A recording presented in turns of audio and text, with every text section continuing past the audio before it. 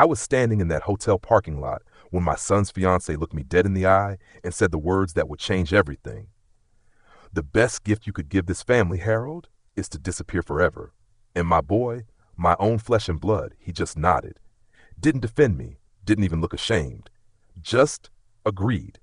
Right there, something inside me didn't just break. It shattered into so many pieces I didn't know if I'd ever find them all again. But before I tell you how I got there, do me a favor.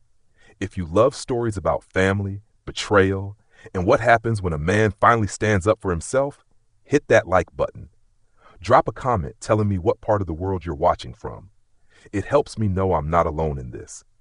And subscribe, because I promise you, this story goes places you won't expect. My name is Harold Benson. I'm 73 years old now, but this story starts when I was 68, living in a quiet neighborhood on the south side of Chicago. I'd been a widower for 6 years at that point. My wife, Catherine, God rest her soul, she passed from cancer, and I'd spent those years since just existing. Working at the post office, coming home to an empty house, trying to figure out what a man does when the love of his life is gone and his only child has grown up and moved on. I thought I knew what loneliness was. I had no idea. Let me take you back to a Sunday afternoon in April, 5 years ago. The kind of day where the sun hits the windows just right and makes you remember what it felt like to be happy. I was sitting in my living room, the same living room where Catherine and I had raised our son Caleb, when my phone rang. Dad? Caleb's voice had that excited energy that reminded me of when he was 10 years old and just made the basketball team. Yeah, son. What's going on? I need to talk to you about something. Can Tasha and I come by? Tasha, his girlfriend of 2 years. Beautiful girl, sharp as a tack, worked in marketing at some downtown firm. I'd met her maybe a dozen times, and she always seemed polished, like everything about her was carefully arranged. Her smile, her words, even the way she laughed, it all felt rehearsed. But Caleb loved her, and that was enough for me. Course you can. When? We're actually pulling up now. I heard a car door slam through the phone before he hung up. I pushed myself up from Catherine's old recliner. I still couldn't bring myself to sit anywhere else, and walked to the front door. Through the screen, I could see Caleb's BMW. Not a modest car, but he'd done well for himself. Commercial real estate. Making good money. I was proud. They walked up the path together. Caleb in khakis and a polo shirt, Tasha in a sundress that probably cost more than my monthly electric bill. They were holding hands, and I remember thinking how much Catherine would have loved to see this. Hey, Pops, Caleb said, pulling me into a hug. He was taller than me now, had been since he was 16, but I still saw my little boy when I looked at him. Mr. Benson, Tasha said, offering her cheek for a kiss. Always formal, always proper. We settled in the living room, them on the couch, me back in Catherine's chair. There was this energy between them, nervous excitement, like kids with a secret. So, Caleb started, glancing at Tasha, we have some news. He reached into his pocket and pulled out a small velvet box. My heart jumped. I asked Tasha to marry me last night, and she said yes. The squeal Tasha let out was genuine, maybe the most genuine thing I'd ever seen from her. And the way Caleb looked at her in that moment, with his whole face lit up like the sun itself lived in his chest, man, I couldn't help but smile. Congratulations, I said, my voice catching. Your mama would be so happy. I got up and hugged them both. Tasha's perfume was strong, expensive. Caleb felt solid, like he'd really become a man when I wasn't looking. We talked for a while about the engagement, about their plans. Fall wedding, they said. Something elegant. Tasha's mother was already planning, and that's when the conversation shifted. Dad, Caleb said, his tone getting more serious. There's something else we wanted to talk to you about. I settled back into the chair. I'm listening. We've been looking at houses, he continued. Real houses, not apartments. Something we can build a life in, start a family in. That's wonderful, I said. We found one, Tasha said, pulling out her phone. She scrolled through photos, a gorgeous 3-story brick home with a manicured lawn in Lincoln Park. Even I knew that was money territory. It's perfect. 4 bedrooms, finished basement, walking distance to the park. It's everything we've dreamed of. Looks beautiful, I said, even as something in my gut twisted. The thing is, Caleb said, and here it came, we're a little short on the down payment. With the wedding and everything, we're stretched thin, and I was wondering. He trailed off, looked at Tasha. She gave him this little nod, like, go on, ask him. I was wondering if you might be able to help us out. The room got quiet. Outside, I could hear Mrs. Patterson next door watering her garden. The fridge hummed in the kitchen, and I thought about the money I'd saved, the life insurance from Catherine, the decades of careful planning. How much you talking about? I asked. 200,000, Caleb said quickly. I know it's a lot, but it would just be for the down payment. We'd pay you back, of course, with interest. It's an investment, really. $200,000. That was most of what I had. That was my safety net, my retirement, my emergency fund if something happened to me. But this was my son, my only child, and the way he was looking at me with hope in his eyes and his whole future hanging in the balance. Let me think about it, I said. The disappointment on Tasha's face was instant, like I'd slapped her. But Caleb just nodded. Sure, Dad. Take your time. No pressure. But there was pressure. I could feel it in the air, thick as summer humidity. They left an hour later, after showing me more pictures of the house, talking about their timeline, mentioning how the market was competitive, and they might lose it if they didn't move fast. That night, I sat in Catherine's chair until the streetlights came on and the house got dark around me. I kept thinking about Caleb as a boy, how I'd taught him to ride a bike in the driveway, how he'd cried when he didn't make varsity his sophomore year, how proud I was when he graduated college, first in our family to do it. If Catherine was here, what would she say? I knew the answer. She'd say family comes first, always. So 3 days later, I called Caleb back. I'll do it, I said. Let me call my attorney, get the paperwork right, but I'll help you get that house. The joy in his voice made my decision feel right. At least it did then. What I didn't know, what I couldn't have known, was that helping my son buy his dream house would lead to the worst betrayal of my life, and it would start with a wedding. My attorney's name was Monica Alvarez. She'd handled Catherine's estate, helped me with my will, and had known our family for 15 years. Smart woman, no nonsense, the kind of person who told you the truth even when you didn't want to hear it. I met her at her office on a Tuesday morning. The place smelled like coffee and leather, with law books lining the walls and her degrees framed behind her desk. Harold, she said, shaking my hand with a grip that meant business. Caleb told me you want to help him with a house purchase. That's right. $200,000 for the down payment. She nodded slowly, studying me with those sharp eyes. And you understand that's a significant portion of your assets? I understand. Okay. She pulled out a legal pad. Let's talk structure. You could do this as a gift, but I'm going to advise against that. I frowned. Why? Because gifts come with no protection. If things go south, and I'm not saying they will, but if they do, you have no recourse. The money's just gone. What's the alternative? We structure it as a loan with equity. Essentially, you become a minority owner of the property, say 35%. They get their house, you get legal protection. If they ever sell, you get your share. If something happens to their marriage, you're protected. And if they want to buy you out later, that's an option too. It made sense. Cold, hard sense. But part of me felt guilty even considering it. That feels like I don't trust my own son, I said. Monica leaned back in her chair. Harold, I've been doing this a long time, Park. I've seen good people with good intentions end up in bad situations. This isn't about trust. It's about wisdom. You wouldn't drive without a seatbelt, would you? This is the same thing. I was standing in that hotel parking lot when my son's fiancée looked me dead in the eye and said the words that would change everything. The best gift you could give this family, Harold, is to disappear forever. And my boy, my own flesh and blood, he just nodded. Didn't defend me, didn't even look ashamed. Just agreed. Right there, something inside me didn't just break. It shattered into so many pieces I didn't know if I'd ever find them all again. But before I tell you how I got there, do me a favor.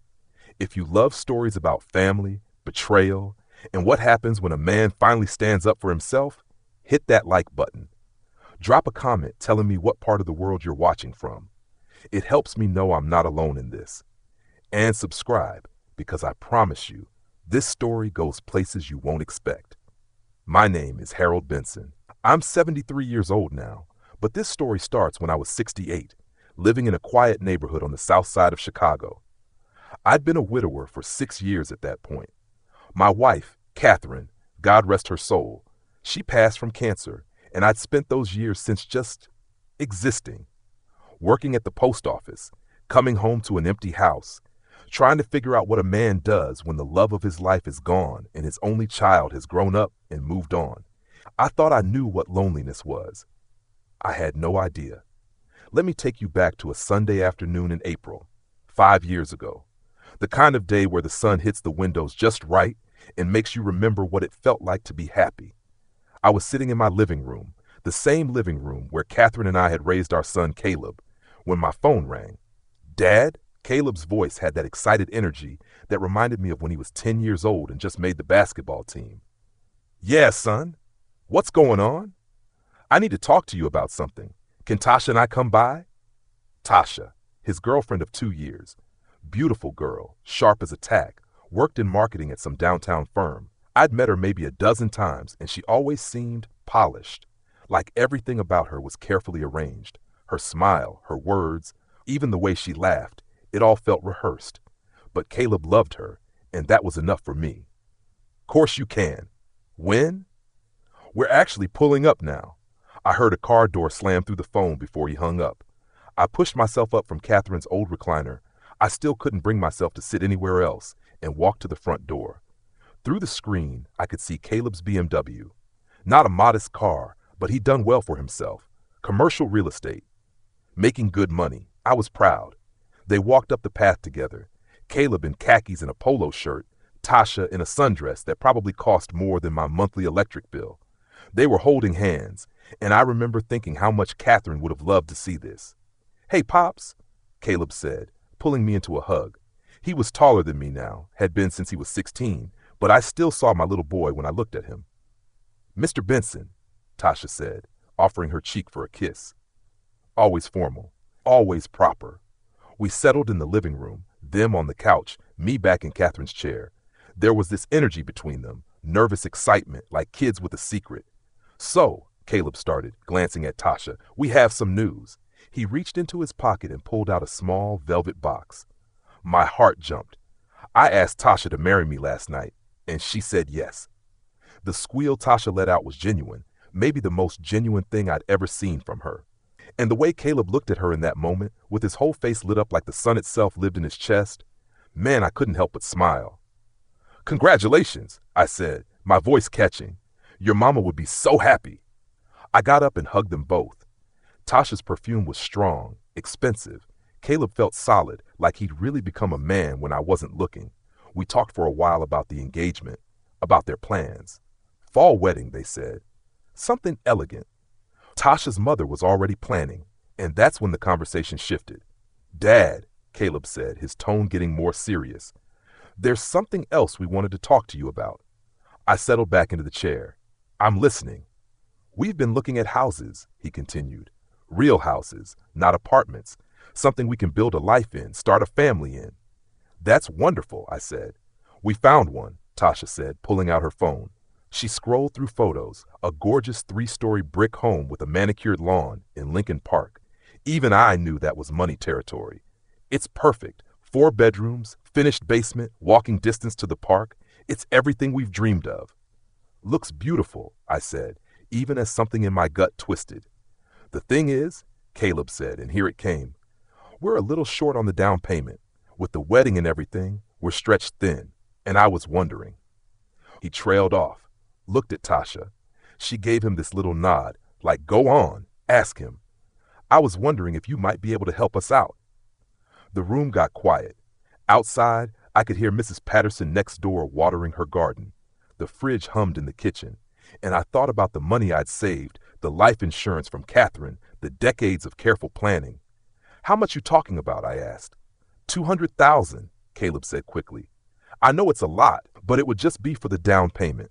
We'd pay you back, of course, with interest. It's an investment, really. $200,000. That was most of what I had. That was my safety net, my retirement, my emergency fund if something happened to me. But this was my son, my only child, and the way he was looking at me with hope in his eyes and his whole future hanging in the balance. Let me think about it, I said. The disappointment on Tasha's face was instant, like I'd slapped her. But Caleb just nodded. Sure, Dad. Take your time. No pressure. But there was pressure. I could feel it in the air, thick as summer humidity. They left an hour later, after showing me more pictures of the house, talking about their timeline, mentioning how the market was competitive, and they might lose it if they didn't move fast.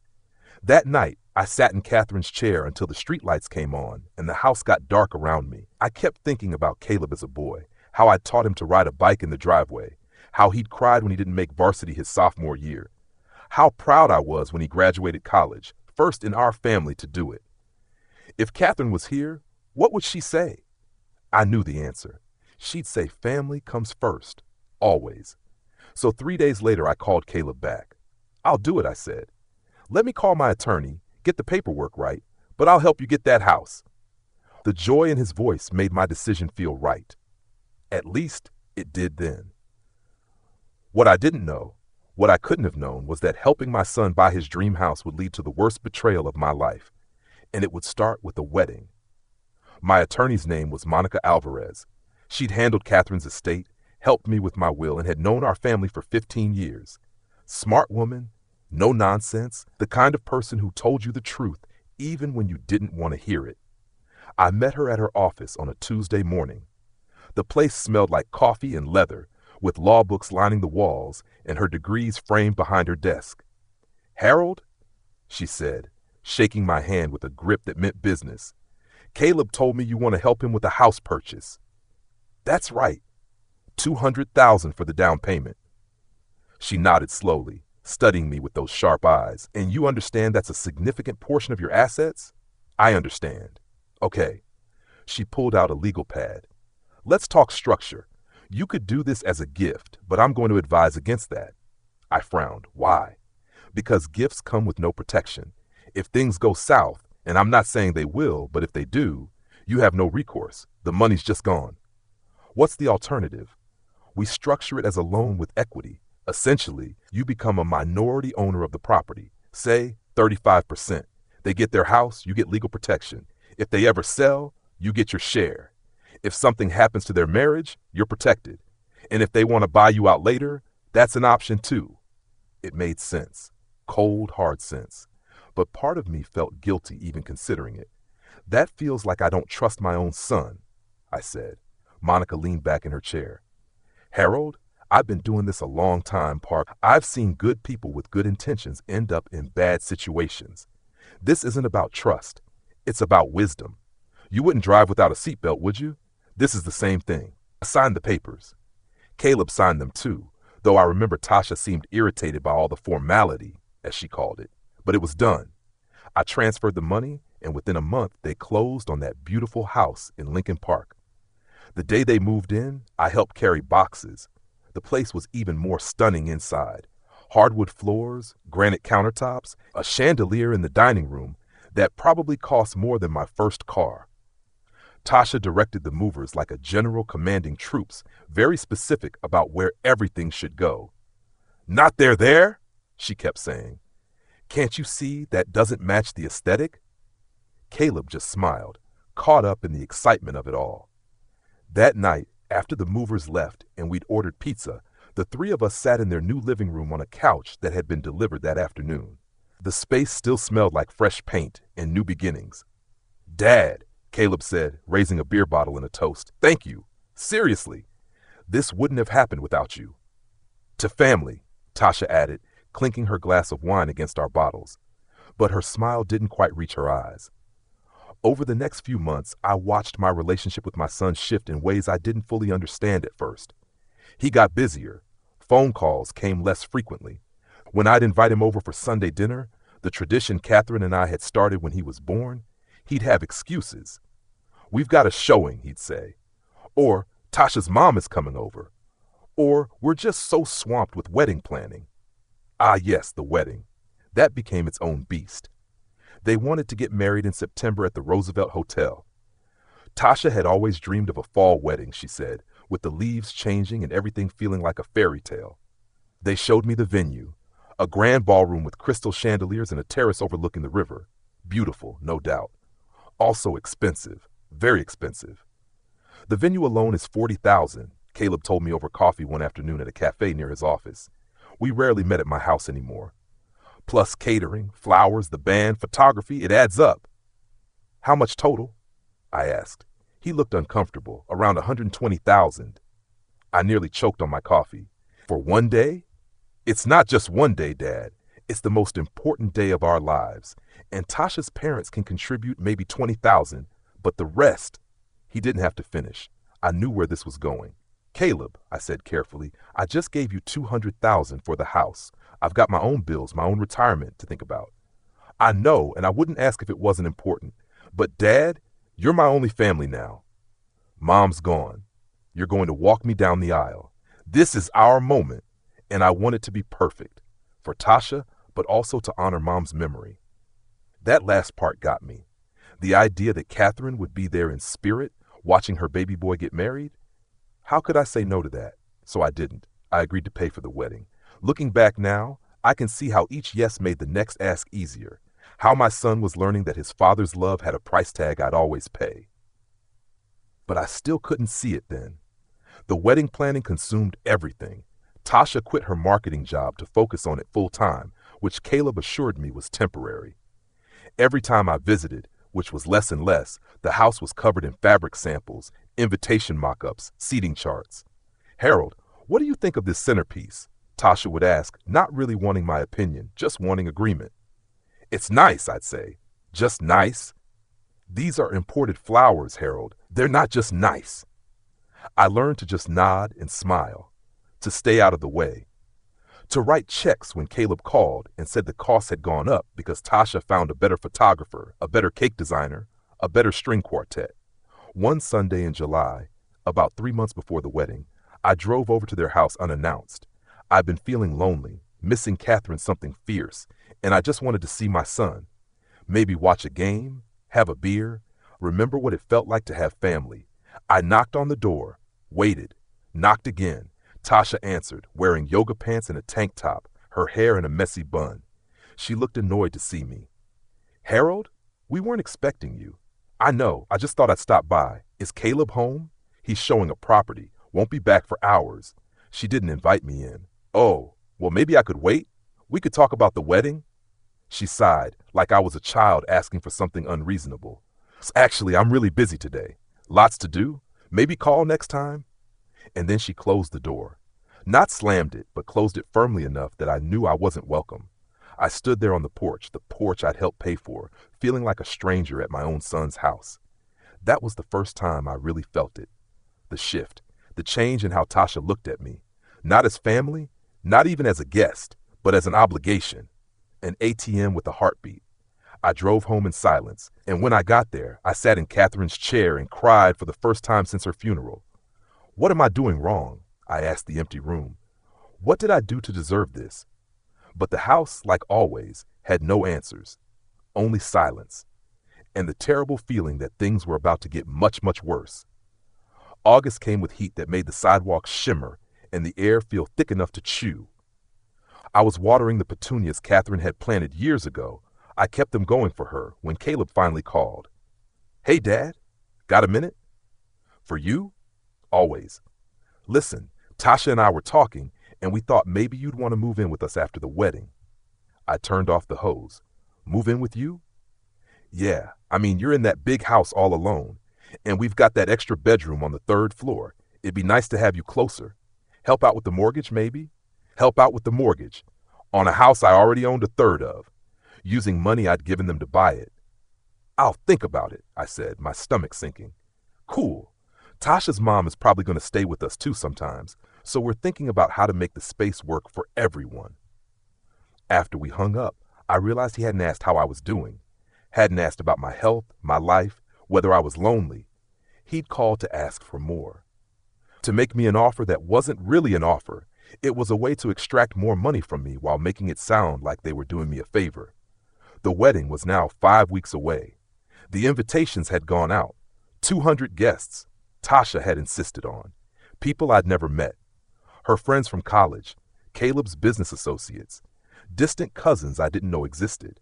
I got measured for my tuxedo at a fancy shop downtown where the tailor skied at my waistline and made me feel like I'd personally offended him by aging. The suit cost $1,200 to rent. For one day, 3 weeks before the wedding, Tasha's mother, Mrs. Daniels, called me. "Mr. Benson, this is Gloria Daniels. I don't think we've properly met." "No, ma'am, I don't believe we have. I wanted to thank you." Her voice was warm, genuine. "For everything you're doing for the kids. Tasha told me about the house, the wedding. That's incredibly generous." "They're family," I said simply. "Still, I know my daughter can be particular, demanding even. If she ever crosses a line with you, please let me know. I raised her better than that, even if she forgets sometimes." It was the first time anyone had acknowledged what I was feeling. The first time someone had seen me as more than a checkbook. "I appreciate that, Mrs. Daniels. Gloria, please, we'll be family soon." That conversation stuck with me, gave me a little hope that maybe not everyone was taking me for granted, that maybe this was just wedding stress and things would get better after. I was wrong. 2 weeks before the wedding, I was invited to their house for a family dinner. Just the three of us, Caleb said, to celebrate before things got crazy. I brought wine, a nice bottle I'd been saving, and arrived at 6 sharp. The house smelled incredible. Something Italian cooking, garlic and herbs filling the air. Tasha was in the kitchen, Caleb setting the table. It almost felt normal, almost felt like family. We sat down to chicken parmesan, salad, fresh bread. The conversation was light at first. How work was going for Caleb, some funny story about the wedding planner, plans for the honeymoon in Bali. Then, right as we were finishing the main course, Tasha set down her fork and looked at Caleb. He looked at her. Some silent conversation passed between them. "Dad," Caleb started, "we wanted to talk to you about something." Here we go, I thought. "What's on your mind?" I kept my voice neutral. "The wedding party. We've been thinking about who should walk Tasha down the aisle." I frowned. "Her father?" "He passed when she was 12, Tasha said quietly. "Oh, I'm sorry, I didn't know." And I hadn't, because no one had told me. Because despite all this family talk, I barely knew this woman. "So we were thinking," Caleb continued, "maybe you could walk her down and then I could walk down alone? It'd be a beautiful gesture and Tasha would love it." I looked at Tasha. She was smiling, but her eyes were calculating, measuring my response. "I'd be honored," I said, because what else could I say? Perfect. Tasha clapped her hands together. "That's settled then. Oh, and Harold, there's one more tiny thing." Tiny. Nothing with Tasha was tiny. "What's that?" "The rehearsal dinner. We were hoping you could cover that too. Caleb's budget from the business is tighter than we thought, and my mom already stretched herself with her contribution. It'd only be about $15,000, just family and the wedding party. $15,000 for dinner. I'd raised Caleb on casseroles and food I'd hunted for sales on. $15,000 for one meal. "I'll take care of it," I heard myself say. "You're the best." Tasha jumped up and hugged me. She smelled like perfume and wine and something I couldn't quite name. Something off. The rest of dinner was cheerful. They thanked me repeatedly, told me how much it meant, how they'd pay me back someday. Someday. I drove home that night with my hands gripping the steering wheel so tight my knuckles went white. I kept thinking about Catherine, about what she'd say if she could see this. Would she be proud I was helping our son? Or would she be disappointed I was letting him treat me this way? 1 week before the wedding, I was moving some of my clothes into their house, into that third-floor bedroom that was smaller than my closet at home and had a window that barely opened. Caleb was at work. Tasha was supposed to be at her final dress fitting, but she came home early. I heard her come in, heard her on the phone in the kitchen below me. "No, Mother, I'm not being ungrateful," she was saying, her voice sharp. "I know Harold's paying for everything, but honestly, he's getting on my nerves. He's always around, always asking questions, always making these little comments about cost. It's his son's wedding. What does he expect?" I froze, my hand still in my suitcase. "I just wish he'd write the checks and stay out of the way," she continued. "Caleb is too soft on him. After the wedding, we need to set some boundaries. I'm not spending the rest of my life dealing with a clingy father-in-law who acts like we owe him something." My heart was pounding so hard I thought it might break through my ribs. "Anyway, I have to go. Yes, the dress is perfect. See you at the rehearsal. Love you too. I waited until I heard her go upstairs to their bedroom, then I quietly left. Just walked out of that house and drove home, my vision blurry with tears I refused to let fall until I was safe in my own driveway. That night, I sat in Catherine's chair and I made a decision. I would go to this wedding. I would walk Tasha down the aisle. I would smile for the photos. I would play my part, but I wouldn't forget what I heard, and I wouldn't let them break me. Not without a fight. The wedding was on a Saturday in late September, the kind of perfect fall day Tasha had dreamed about. Clear blue sky, leaves just starting to turn gold and red, temperature in the low 70s. God himself couldn't have ordered better weather. I woke up at 5 in the morning in that cramped third-floor bedroom, my back aching from the thin mattress they provided. Outside the window, the city was still dark. I lay there listening to the house wake up around me, footsteps on the stairs. Tasha's voice already stressed about something, Caleb trying to calm her down. My tuxedo hung on the back of the door, a reminder of the part I was supposed to play. By noon, the house was chaos. The wedding party had arrived, Tasha's bridesmaids shrieking and drinking champagne in the master bedroom, Caleb's groomsmen gathering in the living room, already loosening their ties and helping themselves to the expensive whiskey they'd left out. I stayed out of the way, mostly. Sat in the kitchen with a cup of coffee, watching strangers move through a house I'd helped buy, celebrating a wedding I'd paid for, barely acknowledging I existed. Mrs. Daniels, Gloria, found me there around 1 o'clock. "Harold," she said warmly, sitting down across from me. "How are you holding up?" "I'm fine," I lied. She gave me a look that said she knew better. "My daughter can be a lot. I love her, but I know who she is. And I know what you've done for this wedding. Just want Caleb to be happy." "I hope she makes him happy," Gloria said quietly. "I really do, because a man like you, doing what you've done, that deserves respect. I hope they remember that." It was the kindest thing anyone had said to me in months.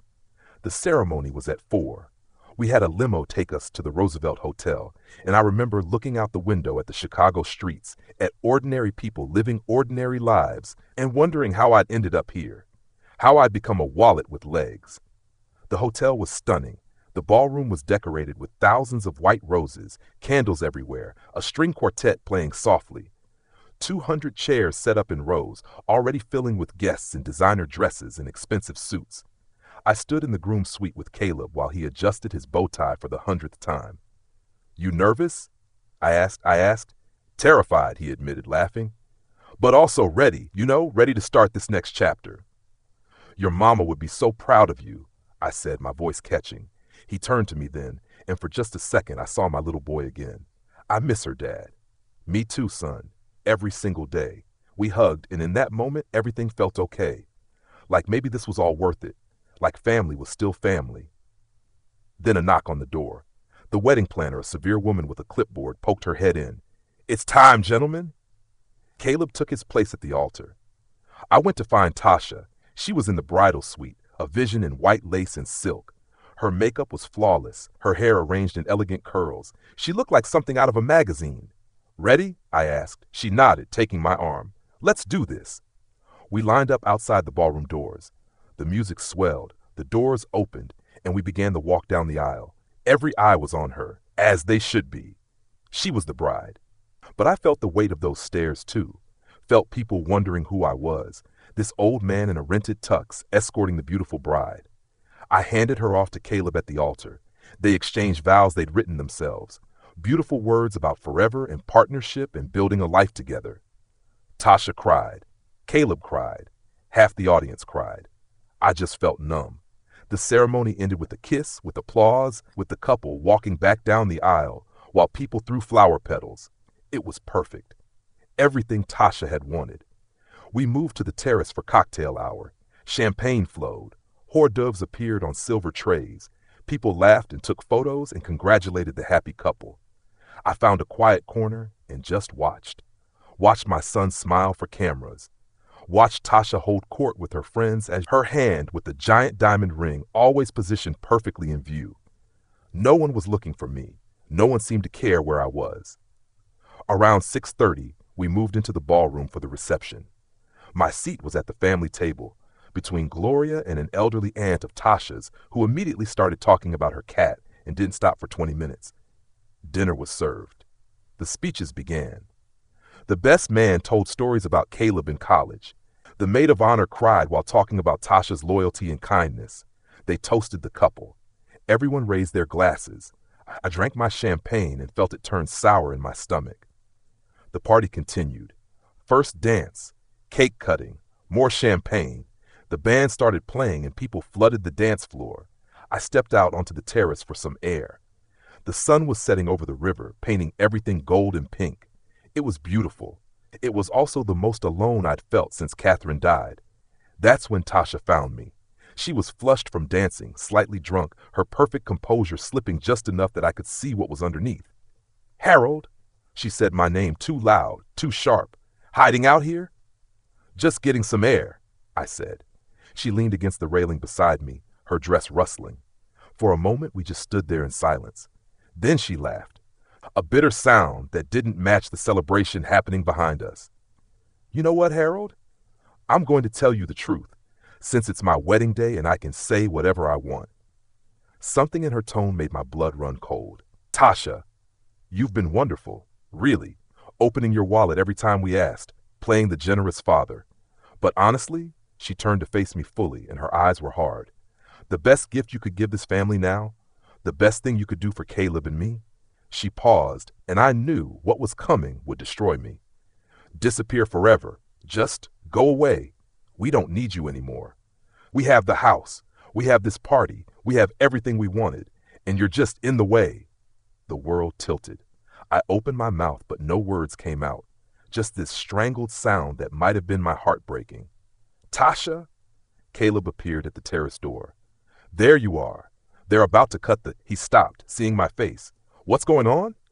"I was just telling your father how grateful we are," Tasha said sweetly, her mask snapping back into place so fast I almost wondered if I'd imagined it. "Weren't we, Harold?" Caleb looked between us confused. "Dad?" And here was my moment. My chance to tell my son what his wife had just said to me, to make him see who she really was. But when I looked at his face, at the hope and joy still lingering there, I couldn't do it, couldn't ruin his perfect day. "Yeah," I heard myself say. "Just grateful." Tasha smiled. "See, we're all good here. Come on, Caleb. Our guests are waiting." She took his arm and started to walk away. But Caleb paused, looked back at me, and said in a voice so quiet I almost missed it, "She's right, though, Dad.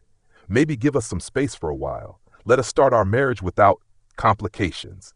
Then he left me standing on that terrace on a perfect September evening, with my heart in pieces on the ground and 200 people celebrating inside with money I'd paid.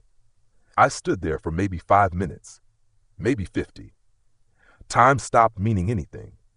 Then I pulled out my phone and made a call. "Monica, it's Harold. I need to talk to you about that house contract, and I need to do it now." Monica answered on the third ring. "Harold, it's almost 7 on a Saturday night. Are you okay?" I looked back through the terrace doors at the reception in full swing, at Caleb and Tasha dancing, surrounded by their friends, living their perfect moment that I'd purchased for them. "No," I said honestly, "I'm not okay, and I need you to tell me exactly what rights I have regarding that house." I heard papers rustling on her end. "Hold on, let me pull up the contract. What's going on?" I told her. Everything. The way they'd been treating me, the conversation I'd overheard Tasha having with her mother, and what she just said on the terrace. When I got to the part about Caleb agreeing with her, my voice broke. "That son of a bitch," Monica said, and I'd never heard her curse before. "I'm sorry, Harold, but that's unconscionable. Just tell me what I can do, please." More rustling, the sound of her computer keys clicking. "Okay, so legally, you own 35% of that property. The contract states that all major decisions about the property require your written consent. If they want to sell, refinance, or make structural changes, you have to agree. What about the money I put in? You're entitled to 35% of the home's current market value if it's sold, or they can buy you out at that valuation. The contract also includes a clause that if they default on the mortgage or violate the terms, you can force a sale." My mind was racing. The wedding. I paid for the wedding separately? That's not connected to the house? Correct. That was a gift, legally speaking.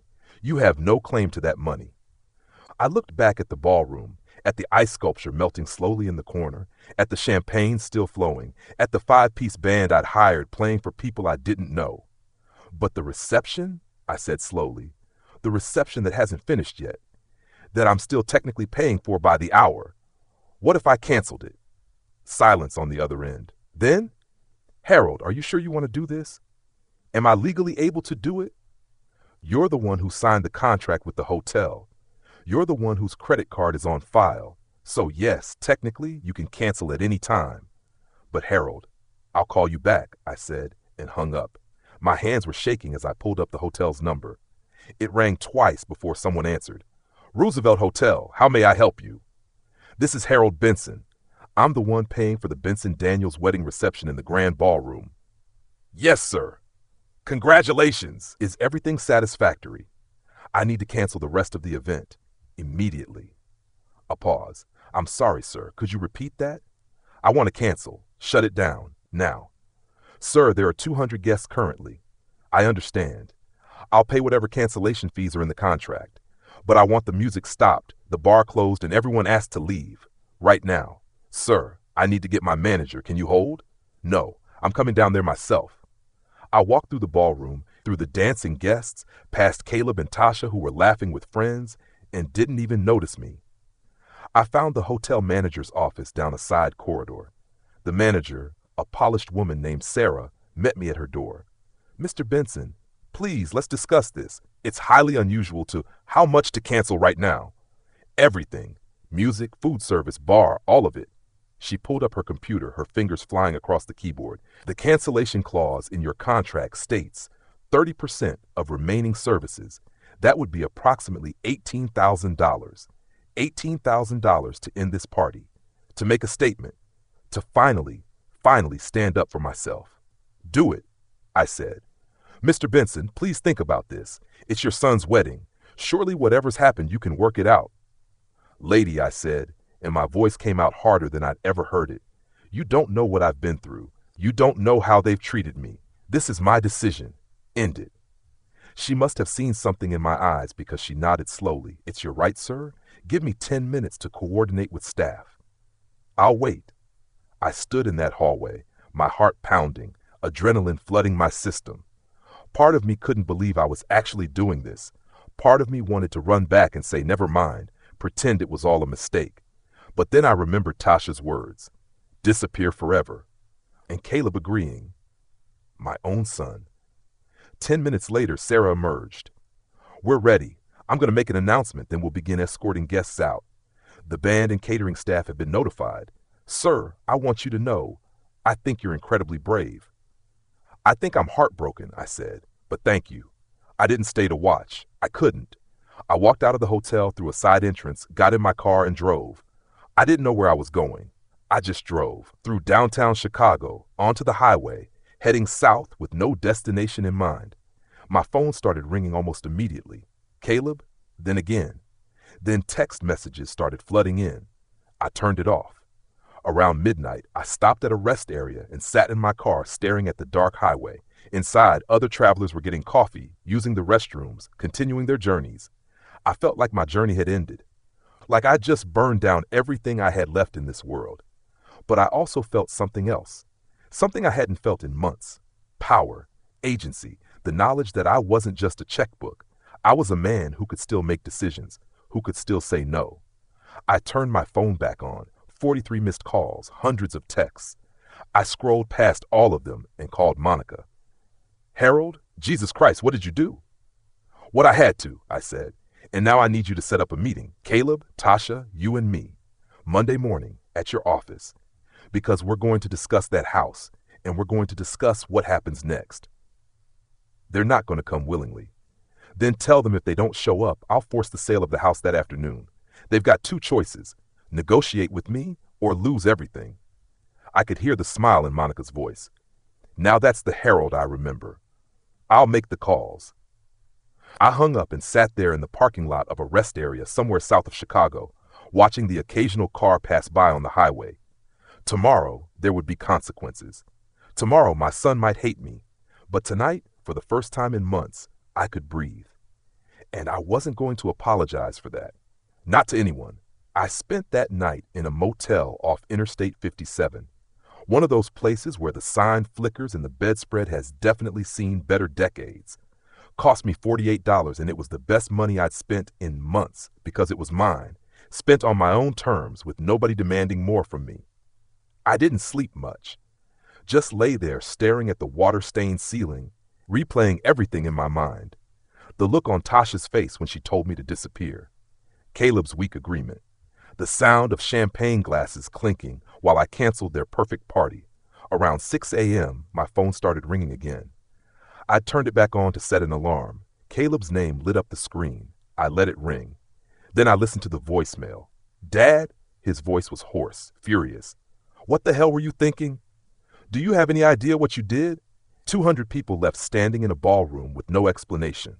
Tasha's crying. Her mother is mortified. This was supposed to be the happiest day of our lives, and you destroyed it. I don't even know who you are anymore. Call me back. We need to fix this. Fix this, like I was the problem, like I was the one who needed to make amends. I deleted the message. The next one was from Tasha. I almost didn't listen to it, but morbid curiosity won. "Harold." No tears in her voice, just cold rage. "I knew you were pathetic, but this is a new low. You're a bitter old man who can't stand to see other people happy. You ruined our wedding because you're jealous that Caleb chose me over you. Well, congratulations. You've shown everyone exactly who you are. Don't bother coming back to the house. Your stuff will be on the lawn." I sat up in that cheap motel bed and laughed. Actually laughed, because she still didn't get it. Still thought this was about jealousy or bitterness. This was about dignity, about remembering I was human.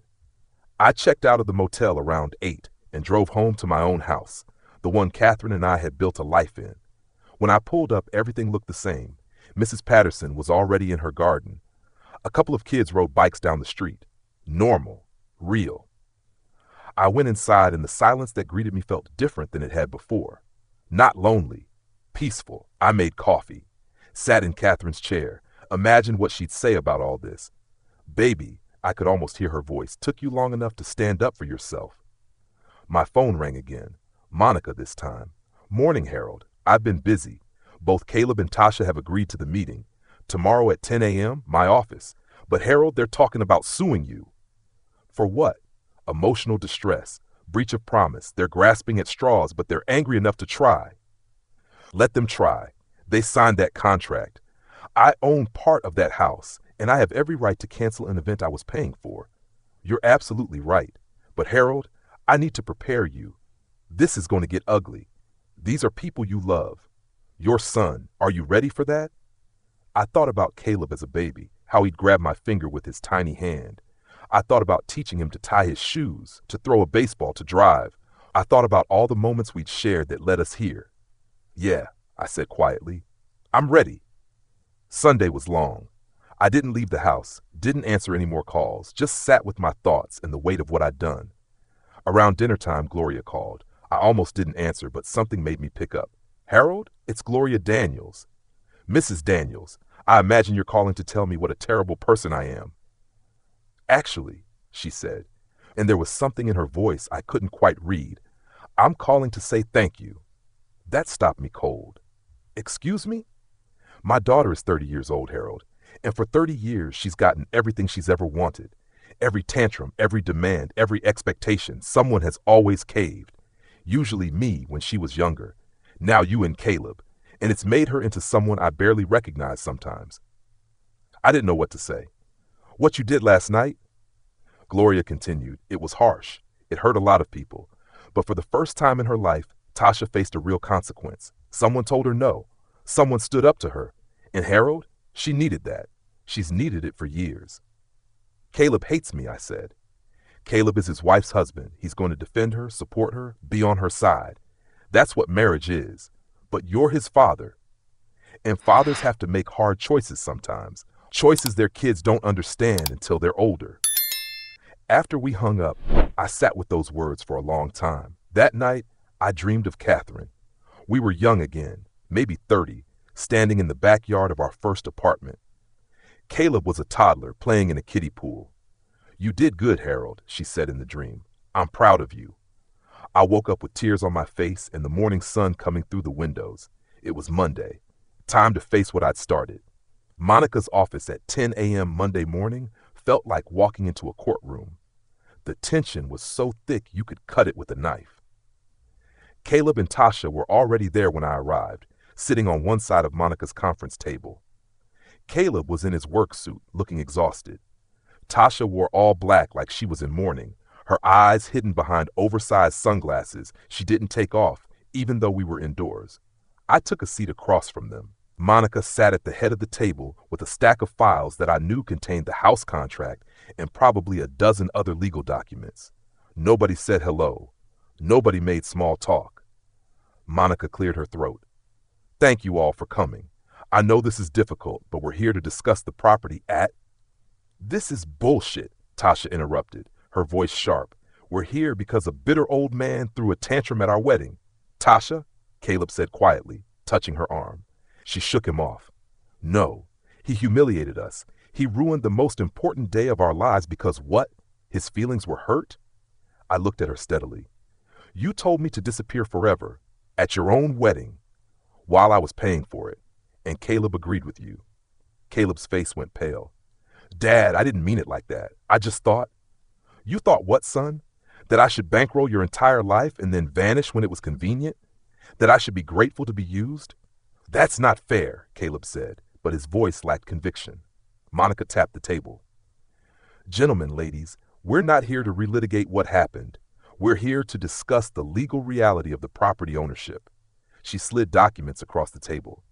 Harold owns 35% of your home. That's legally binding. You have 3 options.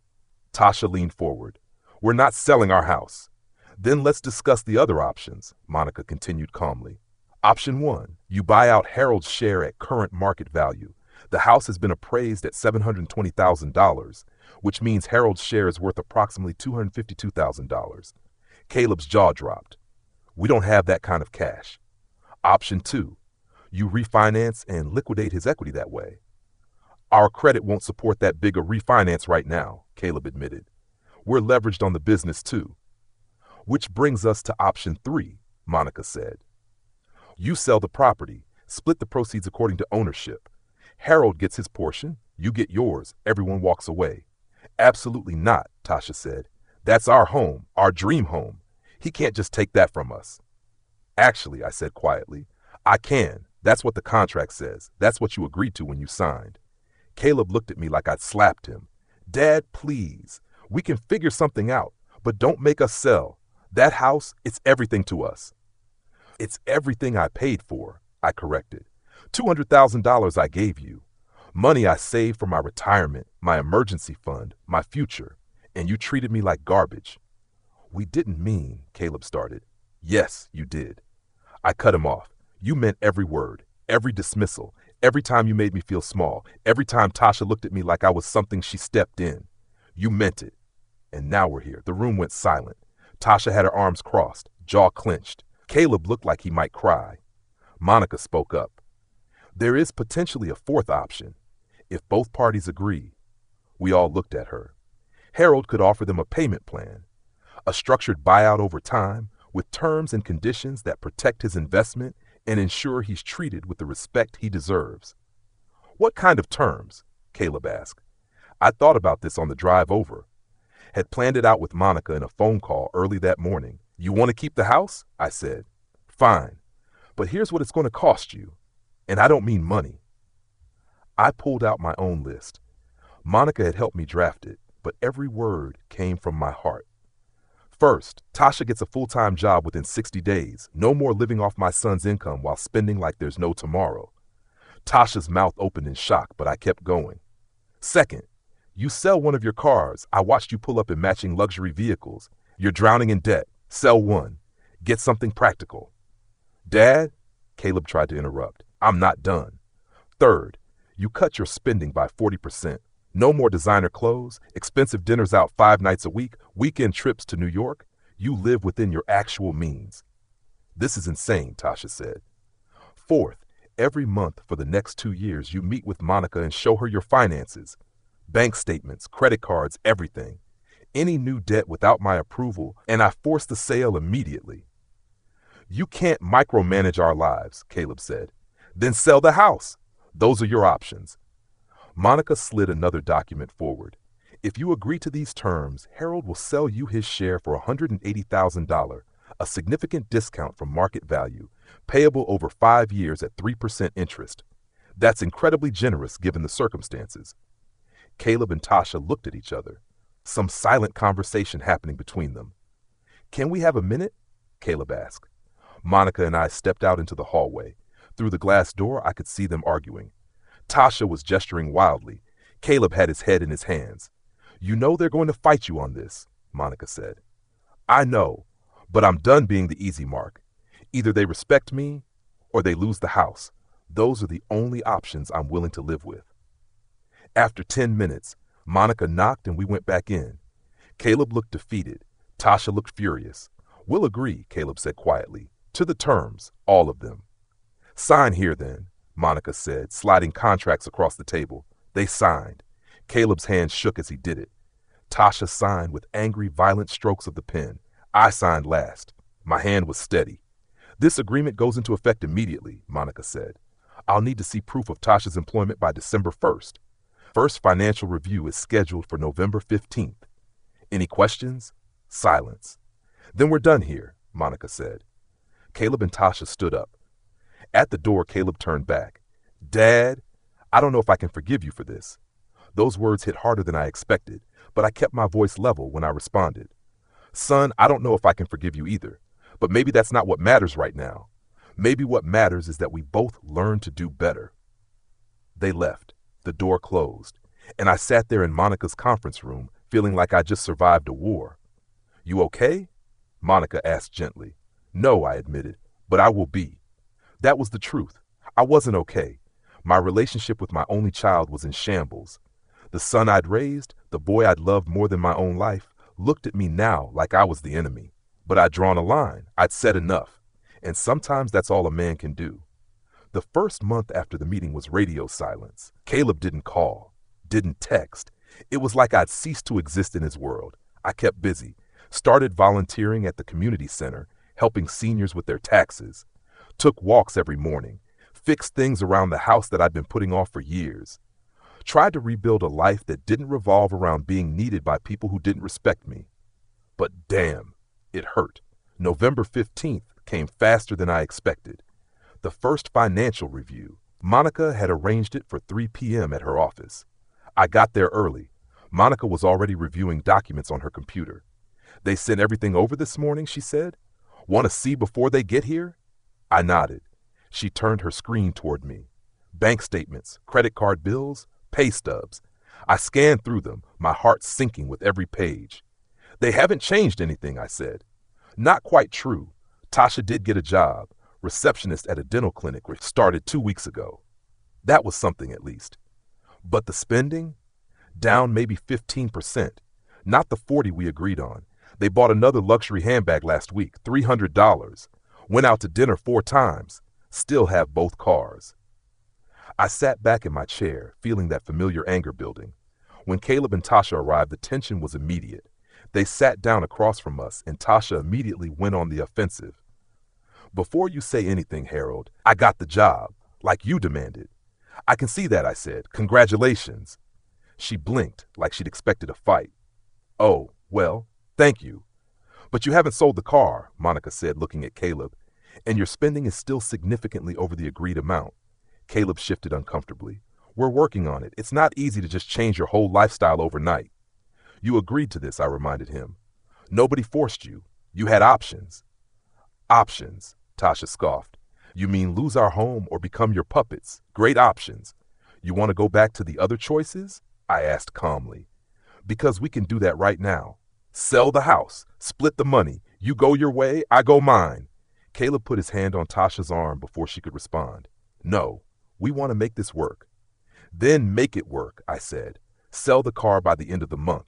Cut the spending. These aren't suggestions, they're requirements. The meeting lasted another hour. Monica went through every line item, explaining where they needed to improve. By the end, Tasha was in tears, angry tears, not sad ones, and Caleb looked like he'd aged 10 years.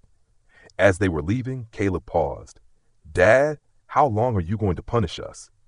That question stopped me cold. "Is that what you think this is? Punishment? What else would you call it?" "I'd call it consequences, son. I'd call it learning that actions have costs. I'd call it maybe, just maybe, the only way you'll ever learn to respect what you have instead of always demanding more." He didn't have an answer for that, just left. But something in his eyes had shifted, just slightly, like maybe, possibly, he was starting to understand. December came. They sold the second car, Tasha's luxury SUV, and bought a used Honda. Caleb sent me a photo of it without comment. I saved that photo.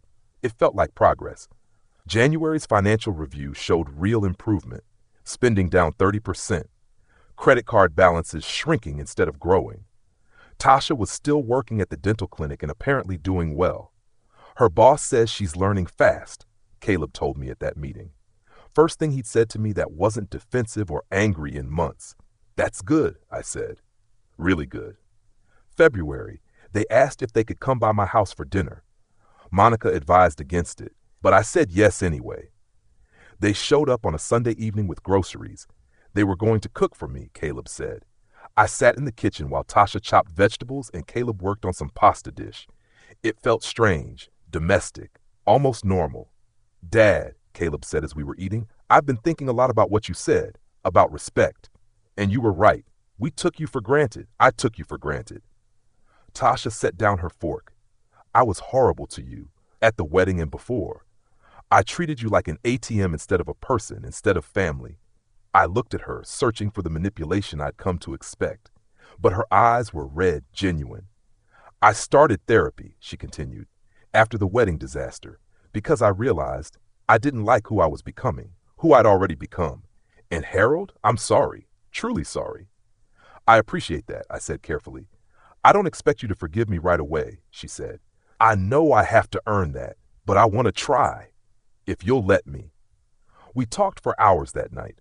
About Catherine, about how I'd felt watching them spend money they didn't have, about how they'd felt pressured by Tasha's friends, by social media, by this idea they had to live a certain way to be successful. We were drowning, Caleb admitted. In debt, in expectations, in this lifestyle we couldn't actually afford. And instead of asking for help, we just kept asking you for more money. "Why didn't you just talk to me?" I asked. "Because I was ashamed," he said simply. "Because admitting I was struggling felt like failing, like letting you down." "Caleb," I said, my voice breaking, "you could never let me down by being honest. You let me down by lying, by using me." He nodded, tears in his eyes. "I know, Dad. I know." That night when they left, Caleb hugged me at the door. A real hug, like when he was young. "I love you, Dad," he whispered. "I love you too, son. Always have, always will." Spring came with the kind of hope Chicago doesn't see often. Warm days that actually stayed warm, flowers that didn't immediately freeze, the promise that maybe, just maybe, winter was really over. It had been 6 months since the wedding, 6 months since I'd canceled that reception and set all this in motion.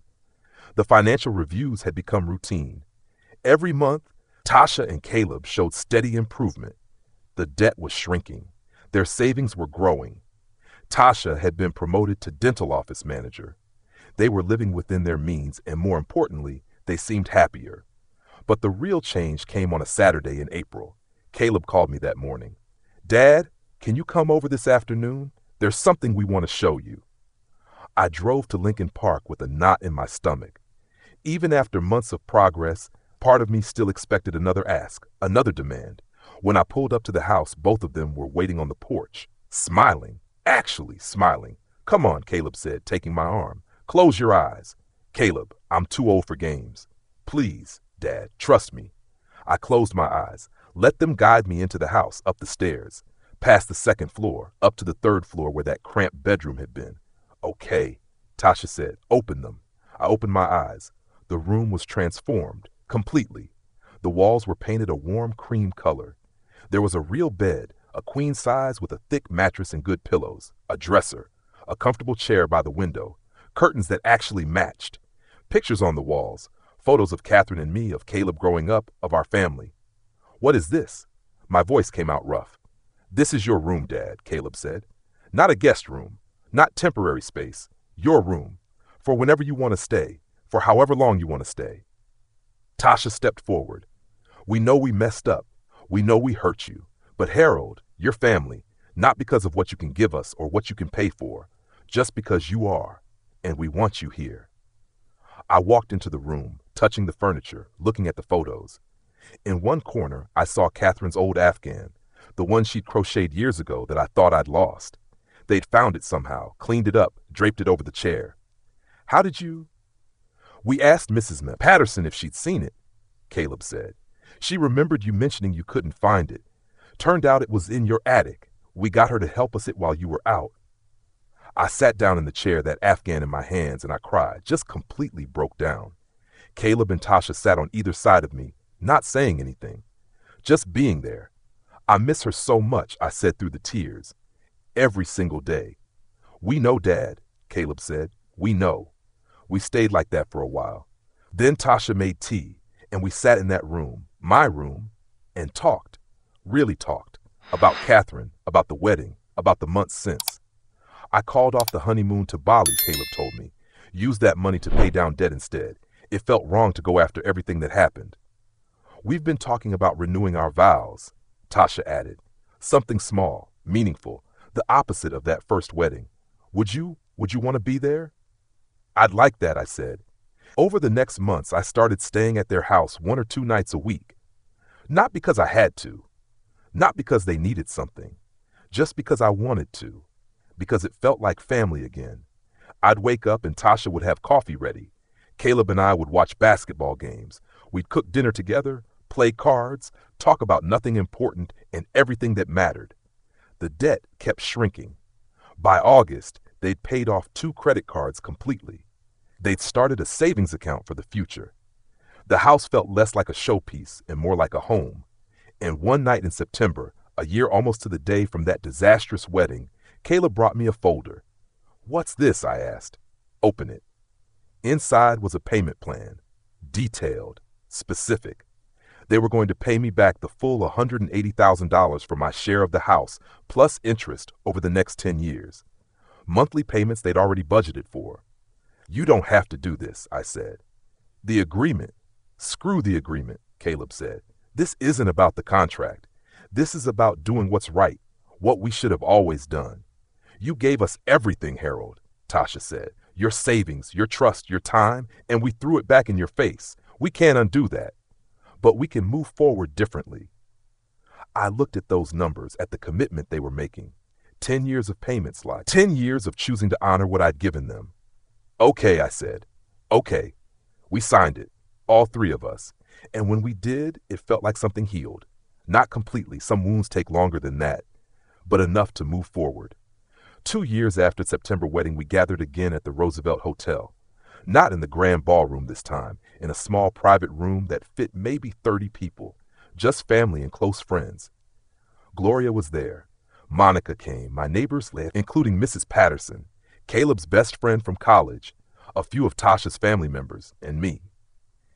Caleb and Tasha stood at the front of the room in simple, elegant clothes, no tuxedo, no designer wedding dress. Just them, ready to say vows that meant something this time. The ceremony was short. They'd written their own vows, and when Tasha spoke, her voice was steady but emotional. Caleb, 2 years ago, we had a perfect wedding and an imperfect marriage from the start. We were building a life on debt, on expectations, on taking from the people who loved us. Today, we have nothing fancy, but we have something real. A partnership based on respect, work, and growth. I promise to keep choosing us every day, in the hard moments and the easy ones. Caleb's vows were simpler. Tasha, you've become the person I always knew you could be. Not perfect, neither of us is, but honest, real. Working towards something meaningful instead of just expensive. I promise to keep growing with you, to face our problems instead of throwing money at them, to build a life that matters. When they kissed, everyone cheered. It was genuine, warm. Afterward, we had dinner. A modest meal, nothing like the extravagant reception I'd canceled. But the food was good, and the company was better. As dessert was being served, Caleb stood up and clinked his glass. "I want to say something," he announced. The room quieted. 2 years ago, we had a big wedding in this hotel, and most of you know how that night ended. My father walked out and canceled the whole reception. A few uncomfortable laughs. At the time, I thought it was the cruelest thing anyone had ever done to me. Caleb continued, but the truth is, it was the kindest. Because my dad saw what I couldn't see, that Tasha and I were headed for disaster. We were drowning in debt and entitlement, and this idea that we deserved everything without earning any of it. He looked at me, and I saw tears in his eyes. Dad stood up when it would have been easier to keep enabling us. He said no when we needed to hear it. He loved me enough to let me be angry at him. And because of that, he paused, collecting himself. Because of that tough love, we're here today, actually married, actually partners, actually happy. Tasha stood up beside him. "Harold, you taught me what family really means, not what it can give you, but what you give to it. You've shown up for us every single day since we finally opened our eyes, and I'm grateful, so grateful." They raised their glasses to Harold, the man who saved our marriage by almost ruining our wedding. Everyone laughed, raised their glasses, toasted. I stood up, overwhelmed. "Thank you," I managed. "All of you, but especially you two, for doing the work, for changing, for showing me that sometimes people can grow if you give them the space and the boundaries to do it." We stayed at that hotel until late, sharing stories and laughter. At one point, I found myself talking to Gloria. "You were right," I told her. "That day you called me, when you said Tasha needed consequences. I was terrified you'd do permanent damage," she admitted. "But I was more terrified of who my daughter was becoming. Thank you, Harold, for being brave enough to take that risk." Driving home that night, I thought about the past 2 years, about the pain and the growth, about learning that love sometimes means saying no, that boundaries aren't punishment, they're protection. I thought about Catherine and wished she could see what had become of our little family. But somehow, I felt like she knew, like she'd been there the whole time, whispering in my ear, "Stand up, Harold, you deserve better." These days, I spend a lot of time at Caleb and Tasha's house. That room they made for me has become a second home. I have dinner with them at least twice a week. We've started a tradition. Sunday mornings, we make breakfast together and talk about the week ahead.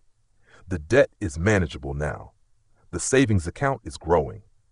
They bought a modest car to replace the Honda when it finally died, paying cash for it. They live comfortably, but not extravagantly. And more importantly, they live honestly. I've also started working with other seniors in my community, helping them understand that saying no to their adult children isn't cruelty, it's sometimes the most loving thing they can do. Teaching them about protecting their assets, setting boundaries, maintaining dignity. It's become a kind of calling. This idea that we elders aren't just ATMs for the next generation, that we deserve respect and agency and peace in our final years. I'm 73 now. My health is good. My relationship with my son is healed, deeper than it's ever been. And I sleep easy at night, knowing that I didn't just give Caleb money. I gave him something more valuable. I gave him the chance to become a man I could be proud of.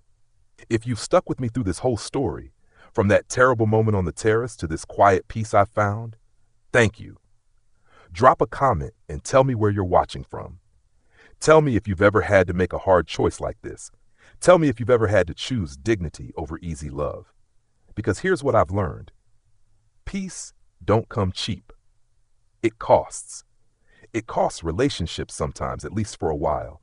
It costs comfort. It costs that easy path where everyone likes you because you never challenge them.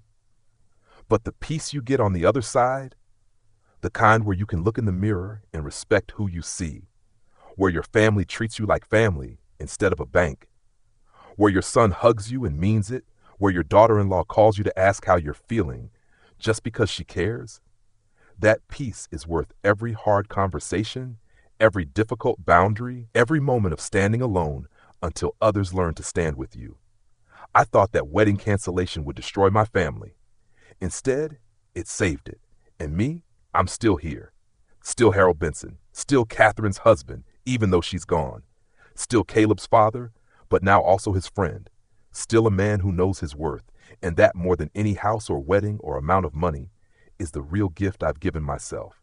The gift of remembering that I matter, that I've always mattered, and that no one, not even the people I love most, gets to make me forget that again. If this story touched you, reminded you of your own family struggles, or taught you something about setting boundaries with love, hit that like button. Subscribe for more real stories about real people facing real choices. And comment below. I want to hear your story. Where are you watching from? What hard choice are you facing? What boundary do you need to set? You're not alone in this. None of us are. Peace don't come cheap, friends, but it's worth every penny.